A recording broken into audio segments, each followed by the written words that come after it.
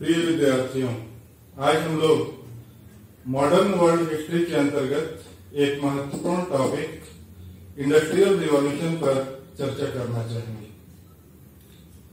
मनुष्य प्रकृति के अधीन है और प्रकृति परिवर्तनशील है। इसी के मद्देनजर हमें देखते हैं कि मनुष्य ने अपने मस्तिष्क और दो हाथ के सहारे निरंतर नई खोज, नया अनुसंधान को करने का प्रयास किया है और इसी के परिणति नवीन आविष्कार हुए हैं। कहा भी जाता है, आवश्यकता ही आविष्कार की जननी। मॉडर्न एज में लोहा, कोयला और दूसरे मालों को पैदा करने के ढंग में एक आमूलचूल परिवर्तन हमें देखने, जानने और सुनने को मिलता है। यही औद्योगिक क्रांति थी। 18वीं सेंचुरी में दो रिवॉल्यूशन हुए थे। एक रिवॉल्यूशन इंडस्ट्रियल रिवॉल्यूशन था और दूसरा रिवॉल्यूशन फ्रेंच रिवॉल्यूशन था। इंडस्ट्रियल रिवॉल्यूशन इसे इस मायने में कहते हैं क्योंकि उत्पादन के क्षेत्र में एक बड़ा परिवर्तन हमें देखने को मिला। इसके पूर्व मानव श्रम के द्वारा उत्पादन किया जाता था, लेकिन इस क्रांति के द्वारा वाष्प और बिजली से चलित मशीनों का बड़े पैमाने पर चलन हुआ और इसके माध्यम से बहुत बड़े पैमाने पर उत्पादन होना शुरू हुआ। इसी अकस्मात परिवर्तन को क्रांति का नाम दिया गया। 18वीं सेंचुरी में समाजवादी नेता जो कि फ्रांस से रिलेटेड थे, ब्लॉकी ने इस शब्द का पहली बार प्रयोग किया था और कालांतर में हम जो उपनिवेशवाद और साम्राज्यवाद की नीति के बारे में सुनते हैं, उसके बारे में इंग्लैंड ने अपनी इसी औद्योगिक क्रांति को विकसित, पुष्पित और पल्लवित करने के लिए उपनिवेश स्थापित किए, क्योंकि इंग्लैंड को अपने औद्योगिक कल कारखानों के लिए रॉ मटेरियल की जरूरत थी और ये रॉ मटेरियल उसे उसके उपनिवेशों से प्राप्त हुए और बाद में निर्मित सामानों के लिए उसे बाजार भी उपनिवेशों में प्राप्त हुए। इस मशीनी युग ने, इस औद्योगिक क्रांति ने मनुष्य के जीवन के रहन सहन को पूरी तरह से परिवर्तित कर दिया। कहा जाता है कि जब इंडस्ट्रियल रिवॉल्यूशन नहीं हुआ था, उस समय 1000 में एक व्यक्ति ऐसा था जो मोजा पहनता था, लेकिन जब इंडस्ट्रियल रिवॉल्यूशन हुआ उसके बाद ये कहा जाने लगा कि 1000 में अब एक व्यक्ति है जो मोजा नहीं पहनता। यानी मनुष्य के जीवन में आवश्यकता की वस्तुओं की उपलब्धता बाजारों में सहज हो गई, सरल हो गई, बड़े पैमाने पर हो गई, जिसका उपभोग मनुष्यों ने अधिकाधिक करना शुरू किया। आज जब कोई नया उत्पाद, नया कोई प्रोडक्ट बाजार में लॉन्च होता है तो उसकी जानकारी हमको टीवी के एडवर्टाइजमेंट के माध्यम से प्राप्त होती है, लेकिन उस युग में जब विज्ञापन के ऐसे साधन उपलब्ध नहीं थे, उस समय एग्जीबिशन लगाकर, प्रदर्शनी लगाकर उत्पाद के बारे में लोगों को जानकारी दी जाती थी और लोग उस वस्तु का उपभोग करने के लिए प्रेरित होते थे। यह भी कहा जाता है कि इंडस्ट्रियल रिवॉल्यूशन से पहले मनुष्य का जीवन एक देहाती जीवन था, लेकिन इस इंडस्ट्रियल रिवॉल्यूशन ने मनुष्य के जीवन में एक बहुत बड़ा बदलाव लाने का कार्य किया था। इस औद्योगिक क्रांति में सर्वप्रथम 18वीं सेंचुरी में जिस राष्ट्र ने अधिकाधिक लाभ प्राप्त किया, अधिकाधिक उद्योग लगाए, अधिकाधिक पूंजी का निवेश किया, वह राष्ट्र था ब्रिटेन। लेकिन बाद में 19वीं सेंचुरी में एशिया का एक देश जापान ने मेजी युग में यानी 1867 के पश्चात बड़ी तेजी से औद्योगिकरण करने में सफलता प्राप्त की और 20वीं शताब्दी में रशियन रिवॉल्यूशन के बाद रसिया ने बड़ी तेजी से औद्योगिक क्षेत्र में प्रगति की। 19वीं सेंचुरी में ब्रिटेन के बारे में कहा जाने लगा था कि ब्रिटेन औद्योगिक क्रांति में एक अग्रणी राष्ट्र बनकर उभरा है और इसे दुनिया की उद्योगशाला की संज्ञा से भी विभूषित किया गया था। इसके पीछे हमें देखते हैं कि इंग्लैंड में बहुत सारी परिस्थितियां उसके अनुकूल थी। पहली, इंग्लैंड की भौगोलिक दशा। इंग्लैंड चारों ओर जल से घिरा हुआ था। ऐसे में वहां पर कोई बाह्य आक्रमण का अकस्मात भय नहीं था। एक स्वतंत्र वातावरण था और जलवायु औद्योगिक क्षेत्र के लिए, विशेषकर कपड़ा उद्योग के लिए बहुत अनुकूल थी। इस वजह से इंग्लैंड ने भौगोलिक सुविधाओं के मद्देनजर, यह भी कहा जाता है कि इंग्लैंड के बड़े शहर, कल कारखाने जहां स्थित थे, वह समुद्री तट से यानी बंदरगाह से महज 50 किलोमीटर ही दूर थे। ऐसे में कच्चे माल का वहां पहुंचना और निर्मित सामानों का वहां से बाहर निकलना उनके लिए सहज सुलभ था। इसके अतिरिक्त हम लोग ये भी जानते हैं कि महारानी एलिजाबेथ के शासन काल में उन्होंने अपनी नौसैनिक क्षमता का बहुत प्रबलता के साथ विकास किया था, जिसने औद्योगिक क्रांति के दौरान उनके समुद्र में एक स्थान से दूसरे स्थान पर जाना बहुत ही सरल कर दिया था। जिस जहाज पर यूनियन जैक लहराता था, उस जहाज को लूटने का साहस समुद्री डाकू भी नहीं किया करते थे। कुल मिलाकर यह कहा जाता है कि समुद्र में अंग्रेजों की तोती बोलती थी और दुनिया की सबसे प्रबल और मजबूत नौसेना अंग्रेजों की मानी जाती थी। इंग्लैंड में लोहे और कोयले की भी उपलब्धता थी। सबसे पहले डार्बी ने वहां पर लोहा गलाने की विधि को डेवलप किया, लेकिन इससे प्योर लोहा प्राप्त नहीं होता था। इसलिए हेनरी कोर्ट ने बाद में कोक कोयला के द्वारा लोहे को गलाने की विधि को डेवलप किया और शुद्ध लोहा प्राप्त किया, और इस लोहे ने भी औद्योगिक क्रांति में महत्वपूर्ण भूमिका निभाई। हम सब यह भी जानते हैं कि इंग्लैंड में औद्योगिक क्रांति के पहले कृषि के क्षेत्र में क्रांति हुई थी, और इसी का यह परिणाम था कि इंग्लैंड में मजदूर बड़े संख्या में उपलब्ध थे। पहले इंग्लैंड में प्रति तीसरे वर्ष जमीन को परती छोड़ा जाता था, लेकिन औद्योगिक क्रांति के पूर्व जो कृषि क्रांति इंग्लैंड में हुई, उसमें खाद का प्रयोग किया गया, आधुनिक तकनीक का प्रयोग किया गया और इंग्लैंड में प्रोडक्शन को बहुत ज्यादा बढ़ा दिया गया। कृषि के क्षेत्र में क्रांति आई। जिस कार्य को पहले 100 व्यक्ति करते थे, अब 10 व्यक्ति करने लगे। कृषि के क्षेत्र में मशीन का उपयोग होने लगा।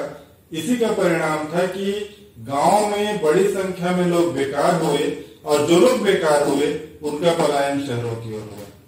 शहरों में काम की तलाश में बड़ी संख्या में लोग आए थे, और ऐसे में जो कल कारखाने स्थापित हुए, उसमें हमें पाते हैं कि काम कम था, करने वाले ज्यादा थे। इसलिए वहां पर श्रम सस्ता था, जिसका लाभ तत्कालीन समय में ब्रिटेन के पूंजीपतियों ने उठाया, और इतने कम पारिश्रमिक में उन्होंने मजदूरों से काम लिया कि कहा जाता है कि लंदन में मजदूरों के निवास इतने कंजक्टेड थे, इतने छोटे थे कि उसमें एक मजदूर पांव पसारकर सो नहीं सकता था। उसके कमरे में सूरज की रोशनी तक नहीं पहुंचती थी, और अकेले वह अपने परिवार का पोषण नहीं कर सकता था। यही कारण है कि अपनी बीवी और बच्चों को भी वह काम पर लेकर जाता था। काम के समय निर्धारित नहीं थे, इसलिए उसे 16 घंटा 18 घंटा काम पूंजीपति वर्ग लिया करता था। यानी इंग्लैंड के लिए सारी परिस्थितियां अनुकूल थी, इसलिए इंग्लैंड दुनिया का कारखाना बन गया, और इसके उपनिवेशों ने उसकी इंडस्ट्रियल रिवॉल्यूशन के दौर में कहा जाता है बहुत मदद किया। रॉ मटेरियल भी उसने प्राप्त किया, निर्मित सामानों के लिए उसने बाजार का भी उपयोग इन उपनिवेशों में किया। साथ ही साथ 18वीं सेंचुरी के बाद हम दुनिया के जनसंख्या का जब विश्लेषण करते हैं तो पाते हैं कि इस दौर में आबादी बड़ी तेजी से बढ़ी थी, और इस आबादी के बढ़ने का कारण था डेथ रेट में कमी आना, मृत्यु दर में कमी आना। इससे आबादी बढ़ी, और इस बढ़ती आबादी के लिए जो वस्तुओं की मांग थी वह भी बढ़ने लगी, और इसकी पूर्ति इस औद्योगिक क्रांति ने किया। इस औद्योगिक क्रांति के माध्यम से आर्थिक विकास को बढ़ावा मिला। वस्तुओं की जो बढ़ती मांग थी उसका लाभ ब्रिटेन ने उठाया और दुनिया में लगभग 80% वस्तुओं की सप्लाई इंग्लैंड के द्वारा की जाने लगी। इंग्लैंड के पास उद्योग लगाने के लिए पूंजी की उपलब्धता भी अच्छी थी, क्योंकि इंग्लैंड ने अपने उपनिवेश बनाए थे और इसके पहले दासों के व्यापार में भी उसने अच्छा खासा धन कमा लिया था। तो इस कारण से वहां पर पूंजी की उपलब्धता बड़े पैमाने पर थी और कहा जाता है कि वहां पर परिवहन के क्षेत्र में भी बहुत बड़ी क्रांति हमें देखने को मिलती है। एक समय था जब इंग्लैंड में सड़कें कच्ची थीं, जहां धूल होते थे, कीचड़ होते थे, लेकिन स्कॉटलैंड के जॉन मैकडम ने इस औद्योगिक क्रांति के दौर में पक्की सड़क बनाने की विधि को इजाद किया। पत्थर के टुकड़े, कोलतार का प्रयोग सड़कों को बनाने में किया गया, जिससे आवागमन सुगम हुआ। लेकिन सड़कों के माध्यम से व्यापार करना कठिन होता था। एक स्थान से दूसरे स्थान पर वस्तु के जाने पर उसकी कीमत दोगुनी हो जाती थी, क्योंकि उस समय मोटर गाड़ी का तो जमाना था नहीं। इसलिए इस समय ब्रिज वाटर ने जेम्स ब्रिडले नाम के इंजीनियर की मदद से 1761 में नहरों का विकास किया और इसके बाद ब्रिटेन में नहरों का एक जाल बिछ गया। इस नहर के माध्यम से आवागमन और सामानों की आवाजाही होने लगी और बाद में रेलवे का भी विकास सबसे पहले इंग्लैंड में हुआ, जिसने इस औद्योगिक क्रांति के विस्तार में बड़ी अहम भूमिका निभाई थी। इंग्लैंड में इस औद्योगिक क्रांति को पुष्पित और पल्लवित करने में वहां की सरकार ने, वहां की सामाजिक व्यवस्था ने भी अपना योगदान दिया और नए आविष्कार, यह कहा जाता है कि आवश्यकता ही आविष्कार की जननी है, नए आविष्कार बड़े पैमाने पर हुए। James Watt, Richard Arkwright, James Hargreaves, Stephens जैसे लोगों के नाम हमें मिलते हैं, जिन्होंने इस क्रांति में अपनी महती भूमिका निभाते हुए कुछ न कुछ नवीन आविष्कार अवश्य किया। जब हम इंडस्ट्रियल रिवॉल्यूशन की बात करते हैं तो विशेष रूप से 3 क्षेत्र की ओर हमारा ध्यान जाता है, जिसमें एक क्षेत्र था कपड़ा उद्योग, दूसरा क्षेत्र था लोहा और कोयला उद्योग और तीसरा क्षेत्र आवागमन के साधन। क्योंकि जब तक आवागमन के साधन सुगम, सहज, सुलभ नहीं होंगे तब तक व्यापार और वाणिज्य फल फूल नहीं सकता। कपड़ा उद्योग की हम बात करें तो हम पाते हैं कि 1743 में जॉन के ने लंकाशायर में फ्लाइंग शटल नाम के मशीन को आविष्कृत किया था। 1764 में जेम्स हरग्रीव्ज ने स्पिनिंग जेनी नाम के मशीन को डेवलप किया, जिसमें तकुए बड़े पैमाने पर लगे होते थे। 1769 में आर्कराइट ने वाटर फ्रेम का आविष्कार किया और बाद में क्रॉम्पटन ने हरग्रीव्ज और आर्कराइट के आविष्कार को मिलाकर म्यूल का आविष्कार किया। इसके अतिरिक्त जल शक्ति का प्रयोग इन मशीनों में होने लगा। बाद में बिजली का भी प्रयोग इन मशीनों में होने लगा और इस तरह मशीन के माध्यम से उत्पादन में बड़ी तेजी से बढ़ोतरी होने लगी। लोहा और कोयला उद्योग की जब हम बात करते हैं तो हम पाते हैं कि लकड़ी के जो मशीन आरंभिक दौर में होते थे वे घिसते थे, उस पर पीतल की चादर लगाई गई, पीतल का प्रयोग किया गया, क्योंकि लोहा उन दिनों खर्चीला था, लोहा को गलाना कठिन था। लेकिन पत्थर के कोयले की जानकारी होने के पश्चात लोहे का बनाना सरल हुआ, लोहे को बनाना सरल हुआ और पहला पुल 1779 में लोहे का बना। 1790 में लोहे का जहाज पहली बार बना और 1815 में हेम्फ्रे डेवी ने सेफ्टी लैंप का आविष्कार किया, जिससे खानों के भीतर काम करना आसान हो गया और कोयला उद्योग भी इससे आगे बढ़ सका। यहाँ तक आवागमन के साधनों की बात है। जैसा कि मैंने बताया, इंग्लैंड में आरंभिक दौर में सड़क कच्चे थे, लेकिन बाद में इस बात की आवश्यकता महसूस की गई कि सड़कों को पक्का किया जाए और स्कॉटलैंड के जॉन मैकटम ने सड़क बनाने की विधि, पत्थर के टुकड़े कोलतार से उसने डेवलप किया। और इंग्लैंड में सड़क तो बने ही, इसके अतिरिक्त नहरों का जाल बिछा।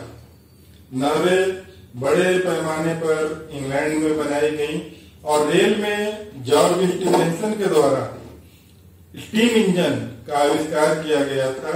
और दुनिया की पहली ट्रेन 19 के तीसरे दशक में सबसे पहले मैनचेस्टर से लिवरपूल के बीच चली थी।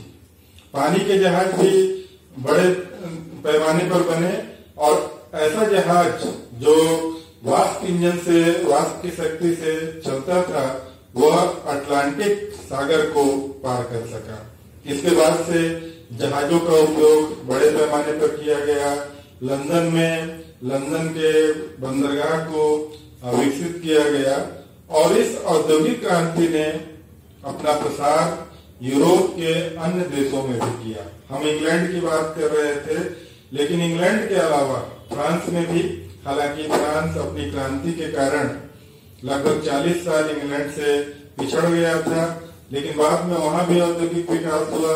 जर्मनी में भी हुआ, रसिया में, स्पेन में और एशिया के देशों में, जापान में, बाद में चीन में और भारत में भी औद्योगिक विकास हुआ। और इस औद्योगिक क्रांति ने मनुष्य के जीवन में एक बड़ा परिवर्तन किया।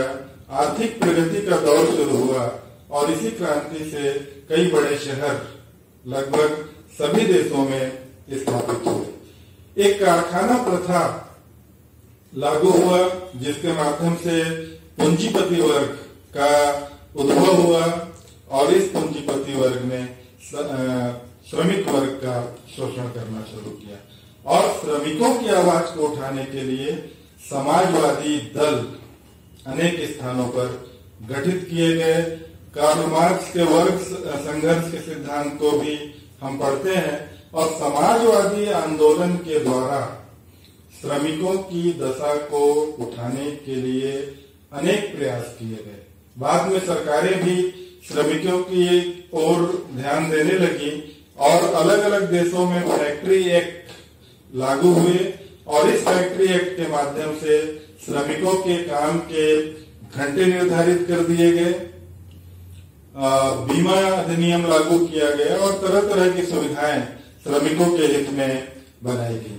तो इस तरह इस औद्योगिक क्रांति ने मनुष्य के जीवन में बदलाव लाने का बड़े पैमाने पर कार्य किया और इसी की परिणति है कि आज वस्तुओं की उपलब्धता सहज और सरल है और इस क्रांति का दौर अभी समाप्त नहीं हुआ है, बल्कि यह चल ही रहा है और नए नए उद्योग समय समय पर अनेक स्थानों पर स्थापित होते रहे। Thank you very much.